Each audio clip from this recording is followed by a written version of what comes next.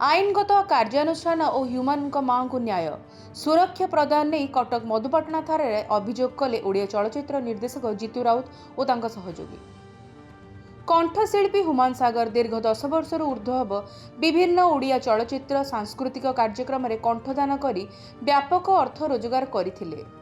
Human को team रे थिबा मैनेजर सहयोगी ह्यूमान को नहीं स्टेज प्रोग्राम कराई व्यापक अर्थ रोजगार करने सह उक्त अर्थ को निज अख्तियार रखुथिबा वर्तमान चर्चा होछि।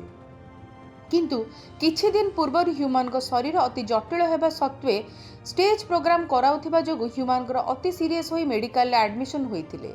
किंतु एही मैनेजर को सह ह्यूमान को टीम तांको परिवार बंधुवर्ग और सहयोगी को जणाउ नथिले। ह्यूमान को मैनेजर समेत टीम सदस्य निजर व्यक्तिगत स्वार्थ हासिल करने ह्यूमान रोजगार करथिबा व्यापक अर्थ हेराफेर करने सह ह्यूमान को मृत्युमुख को ठेली देथिले, जहा द्वारा गत नवेम्बर 17 तारिख में मृत्यु होइथिला। मृत्यु पर वर्तमान अनेक कथा और अभियोग लोकलोचन को आसिलानी। ह्यूमान को स्टेज कार्यक्रम और चलचित्र बाबद में कोटी कोटी अर्थ रोजगार करुवा बेले चिकित्सा रे व्यापक अवहेला करुवा देखा सह आर्थिक हेरफेर होइछि एवं तांका मां को मध्य धमक दिया जाइछि।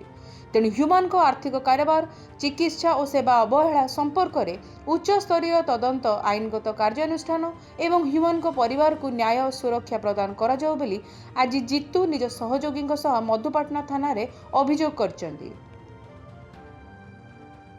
न्याय लड़ाई आरंभ करी और न्याय आज आसी एफआईआर देवाक जेहेतु कटक एपर्यंत कौन गोटे एफआईआर हो पारा नहीं से दुखित।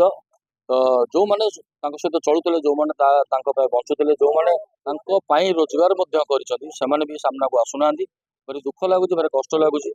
तो आज एफआईआर देवार कारण सी भी जमी कलाकार आम मैंने सी कलाकार जमी अवस्था अन्य कार न हो जाऊ से तदंतर आवश्यकता अच्छी से तदंत शीघ्र हवा आवश्यकता। ब्यूरो रिपोर्ट कालांतर न्यूज।